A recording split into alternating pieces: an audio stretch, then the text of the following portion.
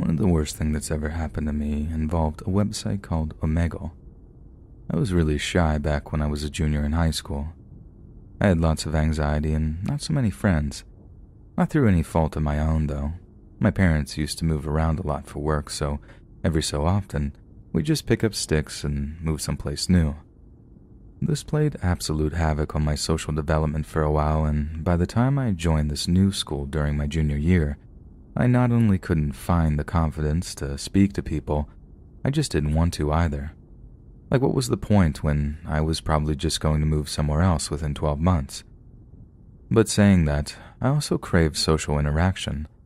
I wanted it so bad, but just had no idea how to get it in any way that didn't turn me into a nervous wreck. And that's when I found Omegle. At first, I only ever used the text option. There was no way I was going to put myself on webcam for some total stranger to see. I talked to random internet people about politics, video games, pretty much anything, and after a while, I really started to feel myself kind of coming out of my shell. And it wasn't just text chatting with people online. The thing that did it was being able to learn to take rejection. Every so often on Omegle, someone would get bored and just ghost me. Maybe they didn't like the conversation, maybe they didn't like me. Whatever it was, they'd just up and disappear. First few times it happened after a decent amount of conversation, it really got to me. Total anonymity brought out some really cruel sides to people, but it somehow also brought out the best in them too.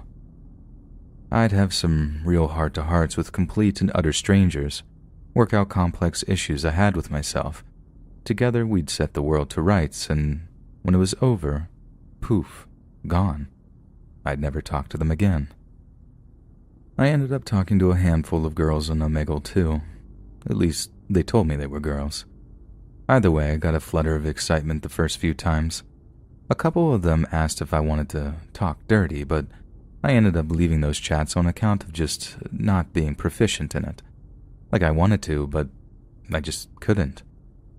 Anyway, I kinda got over the novelty of it after a while. Hearing that someone was female became kind of a non-issue for me. It was pointless trying to practice talking to them online anyway. I knew I'd freeze up if we ever met in person. But it did happen once more for me.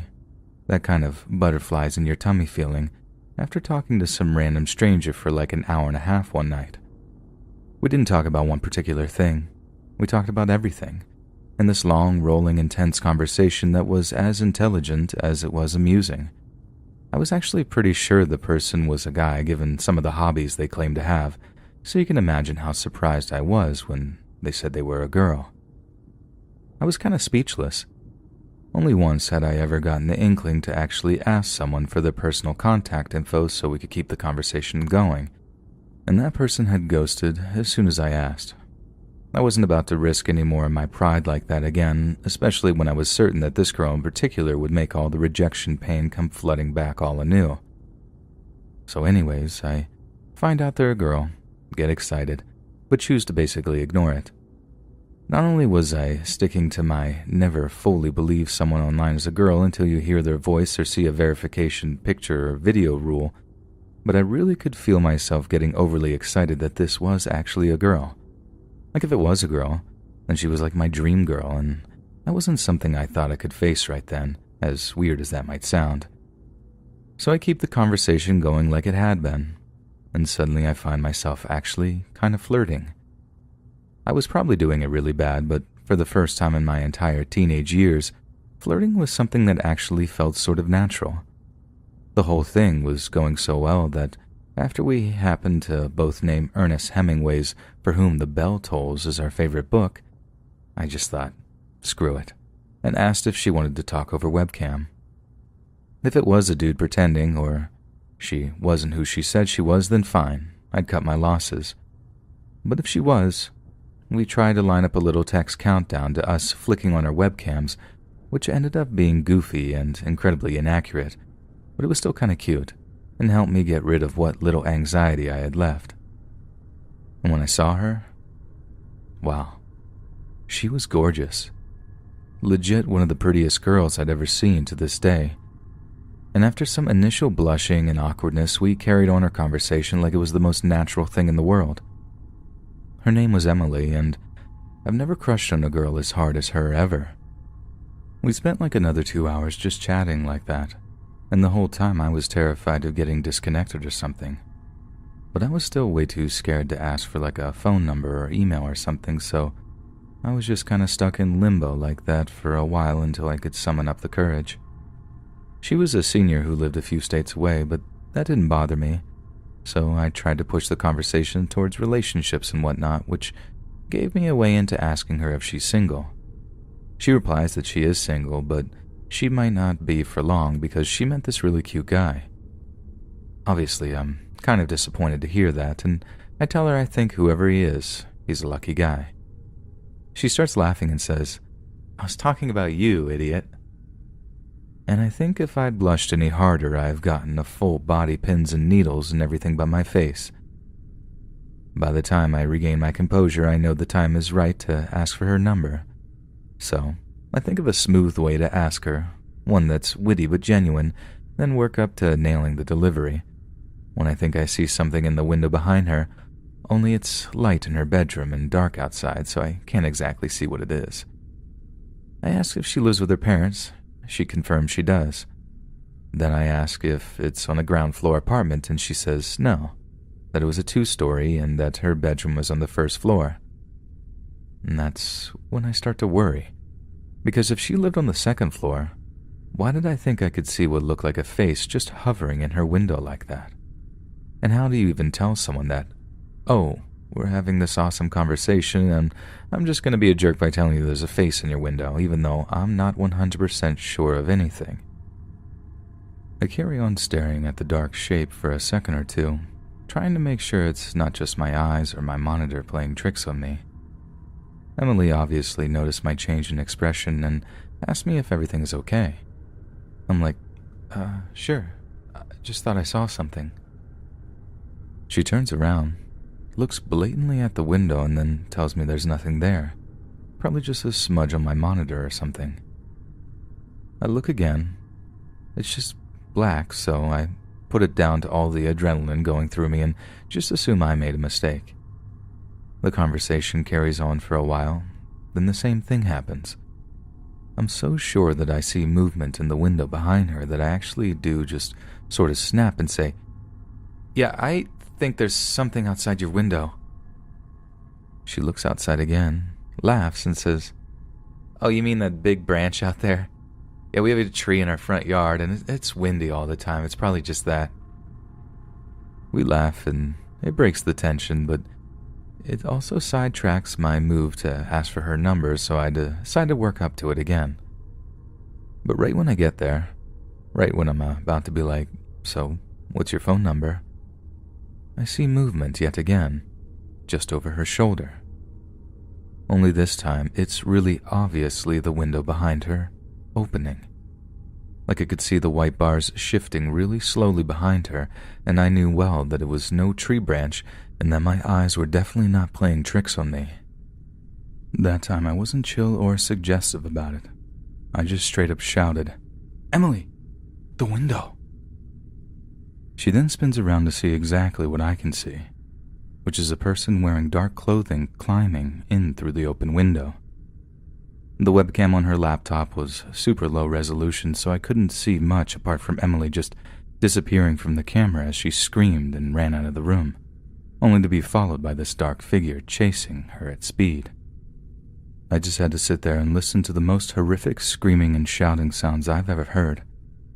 She was home alone at the time, so there was just one set of female screams and occasionally this rough bark of the guy who was chasing her. Then all of a sudden there was a really high-pitched wail before everything went deathly quiet. I grabbed my phone and called 911 frantically, not even thinking that I had absolutely nothing to tell the dispatcher other than, I think I'm witnessing a home invasion." I didn't know where Emily lived other than that she was in New Hampshire. I had no last name, no specifics whatsoever that could actually lead the cops to her location. In the end, I got so frustrated that I hung up. There was nothing I could do. I just stared at the webcam images of her empty bedroom, praying she was okay. I'm not sure how long I was sat there, so I couldn't tell if the cops showed up quickly or not. only that they did show up. I knew because I heard the sirens before I saw the flashing lights from the window of Emily's room. I heard them break into the house. Then I heard them shouting stuff like, "Police, show me your hands," and other garbled stuff. And I actually heard gunshots, maybe 15 to 20 in all. It's hard to say for certain, but it was a lot. I actually stayed on camera until I could get a cop's attention and told them that I'd seen the guy breaking in. This ended up with me getting a call from a New Hampshire detective, but once I told him that I only seen one person break in, and that's all I'd seen via the webcam, he pretty much lost interest. Then I asked if Emily was okay. He sighed, and I could hear him putting on his professional voice before he even really spoke. "I'm sorry to have to tell you this one, kid, but Emily passed away this morning after you two spoke. I'm deeply sorry for your loss, but be safe in the knowledge that any information you give me will go towards catching the guy who did this to her." Not exactly what he said, but you get the idea. I figured it was just a robber, someone who wanted to subdue her before he emptied the house of valuables, but he killed her. The guy did things to her, and then he killed her. He didn't even run once he'd done it either. He stuck around to carry on doing things to her until the cops showed up to shoot him when he must have rushed them or something. Must have had a weapon. For days afterwards, I searched the internet for articles about a New Hampshire murder and home invasion, and God help me, I found one. And that's why I know so much about the details of what had happened, and how this was about 6 or 7 years ago, and they still haven't caught the guy who did it. I do have hope, as must her family, because guys are getting caught years later when the cops get a lucky DNA match or something. But given how much I got so attached to Emily in that short period of time, knowing that there was so much special spark between us, and then hearing her final scream, that's been something that's messed with me for years, and I still take anti-anxiety medication all this time later. I think my time using Omegle was like the golden years of my social life, because now I'm back to just not getting close to people. Not because I can't or I don't want to. This time it's because I just don't have it in me to form meaningful attachments. But I know just how easily people can be taken away from us.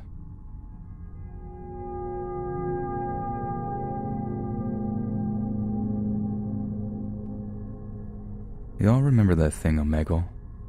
I don't know if it's still as popular as it used to be, or if there's just another version of it that people use, but for those that don't know, it's a website that puts you in a completely random, one-to-one chat room with people, either just text or with webcams too.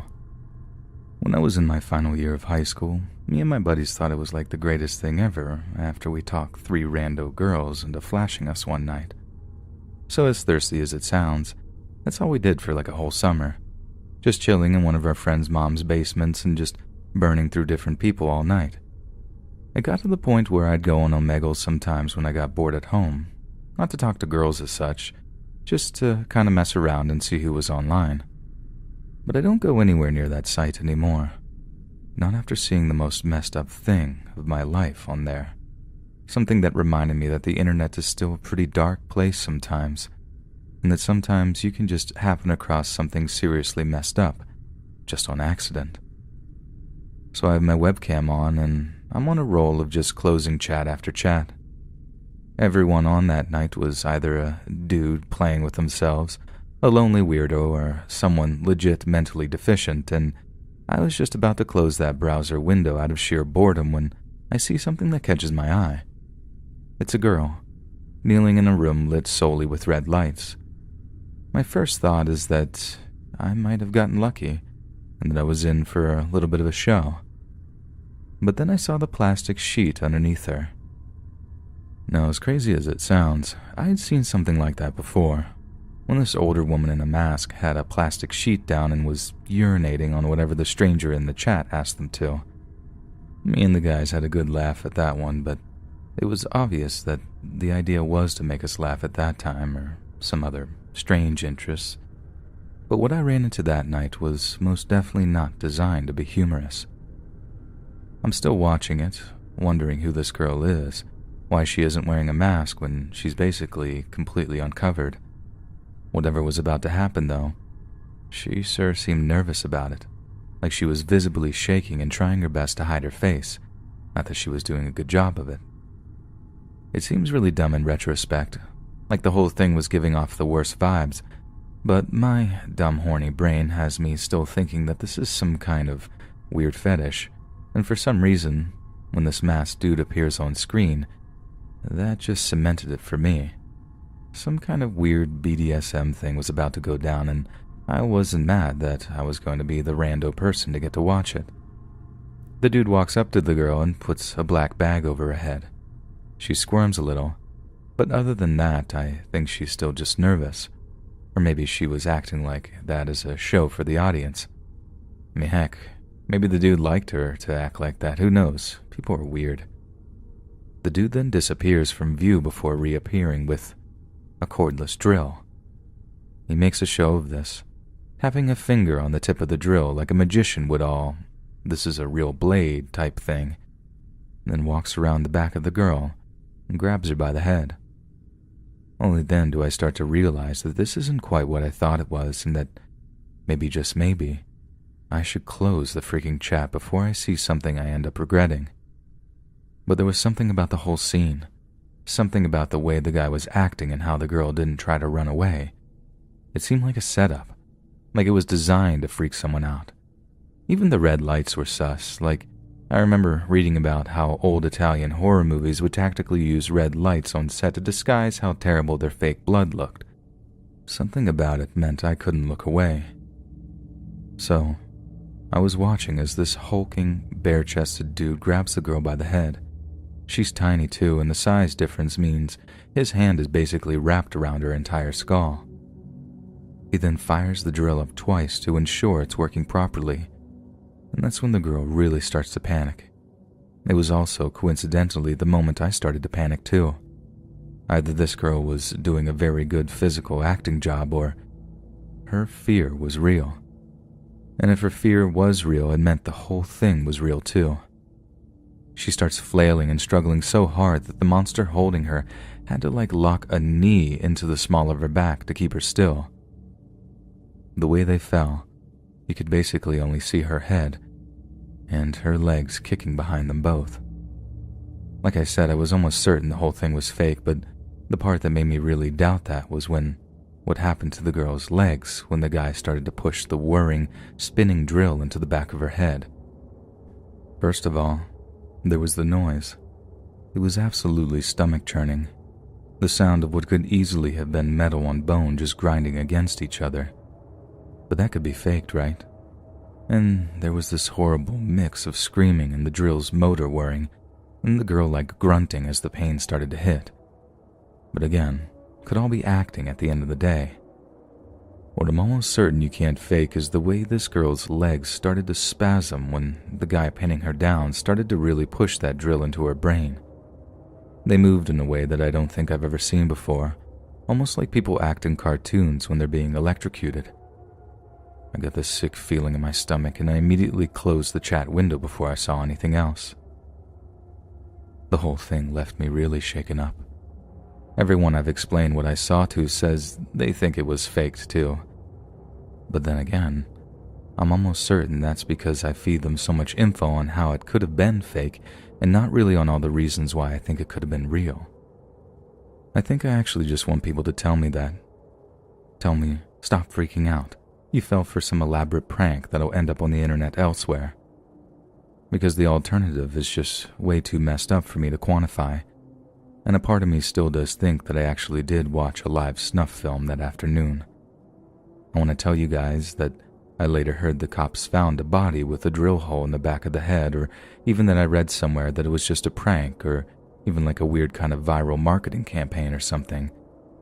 But the truth of the matter is, I just don't know. I never heard anyone else talk about the kind of thing I saw on Omegle that day, and I didn't ever go on that site again, so I didn't give myself a chance to catch a repeat performance, so to speak.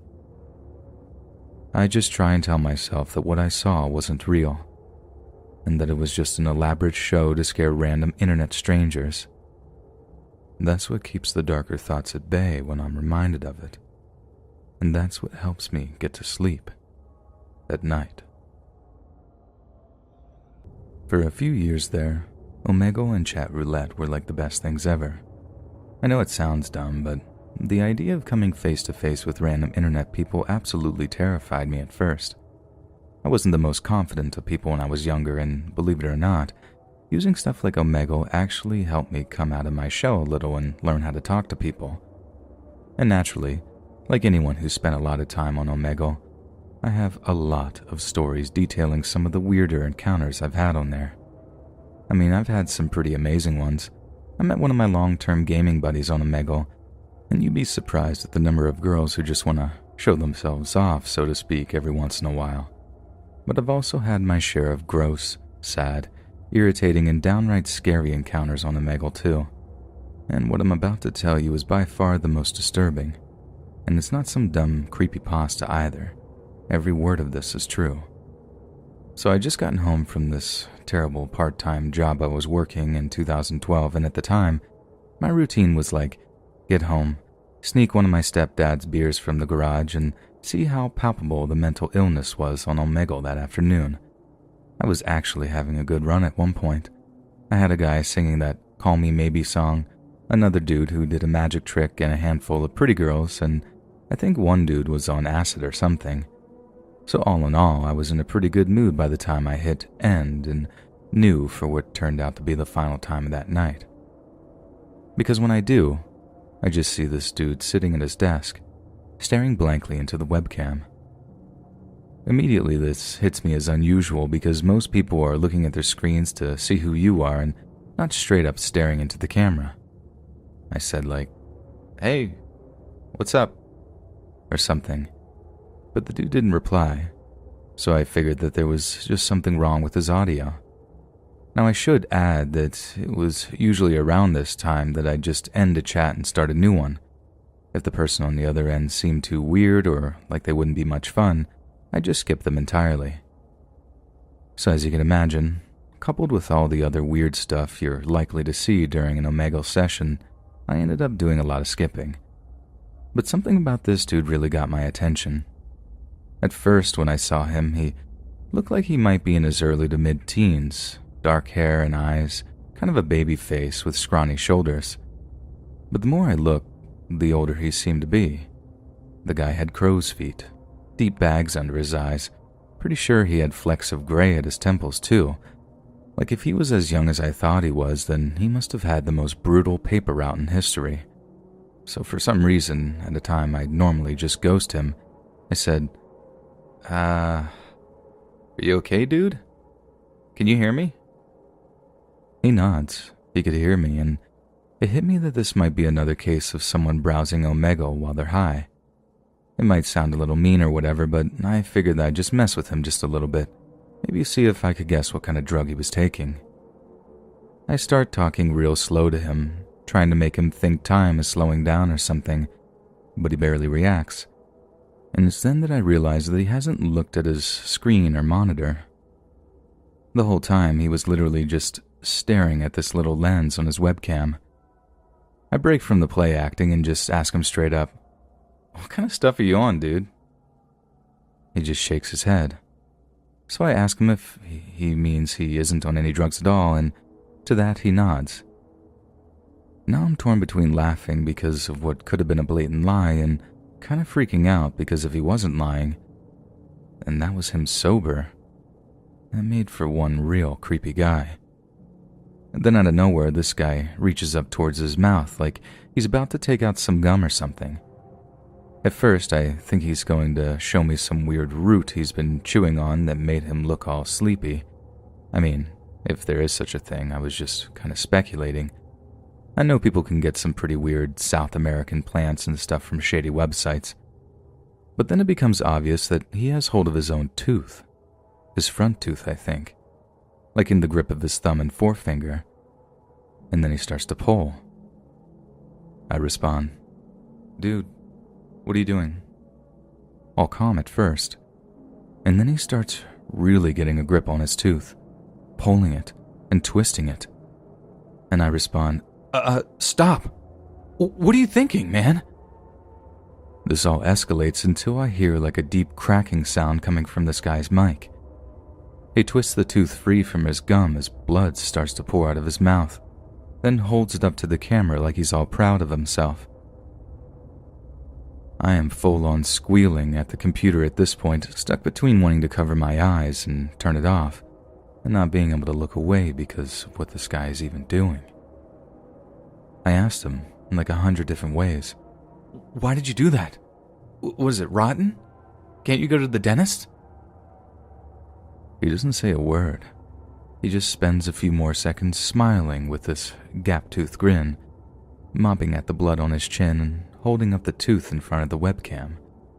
Then he disappears and I'm left on the new chat screen, just shell-shocked. Nothing has ever topped that for me in terms of just pure creepiness. Like I have so many unanswered questions about that guy, and each time I think I get close to figuring it out, it just opens me up to 100 other questions. I mean, he would have had to have been on drugs to be able to pull his own tooth out like that. I don't think anyone could stand the sheer agony. And it's also the whole idea that it wasn't his first time doing it. As crazy as it sounds, he seemed to just know what he was doing. That he had to twist it and wrench it. He knew exactly how to grip it. And then the sense of pride at the end, it all just gave me this distinct feeling that he'd done that kind of thing before. I didn't see anything else that ever made me react so strongly, and after that, all the random guys just sort of playing with their junk that you'd see didn't seem to faze me at all. Like as long as there wasn't any tooth pulling, it was just water off the duck's back. So, I guess I have something to thank Mr. Toothpuller for, although saying that it's not something I want to see again. In fact, I hope I never meet Mr. Toothpuller online, or in real life, ever again.